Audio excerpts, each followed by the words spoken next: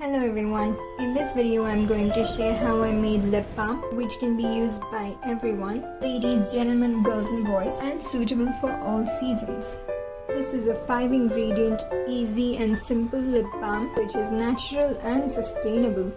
Here's the method. Take 1 tablespoon beeswax pellet and melt it using a double boiler. Once it is melted, add 2 tablespoon coconut oil, 1 teaspoon almond oil, 1 teaspoon honey and 1 teaspoon cocoa powder and mix it well.